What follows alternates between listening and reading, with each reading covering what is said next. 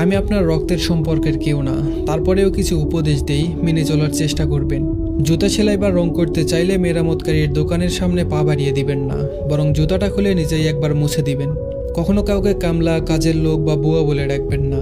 মনে রাখবেন, তারাও কারো না কারো ভাই, বোন, মা, বাবা, তাদেরকে সম্মান দিয়ে ডাকবেন।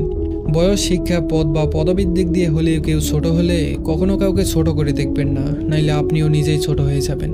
পড়াশোনা করে জীবনে উন্নতি করুন, কিন্তু কারো ঘাড়ে পা দিয়ে উপরে ওঠার চেষ্টা করবেন না। সবসময় পাওয়ার চেয়ে দেওয়ার চেষ্টা বেশি করবেন। মনে রাখবেন, প্রদানকারীর হাত সর্বদা উপরে থাকে। এমন কিছু করবেন না যার জন্য আপনার এবং আপনার পরিবারের উপর কারো আঙ্গুল ওঠে। আপনার কি আছে তা আপনার গায়ে লেখা নেই, কিন্তু আপনার ব্যবহারে দেখা যাবে আপনার পরিবার কোথায় আছে।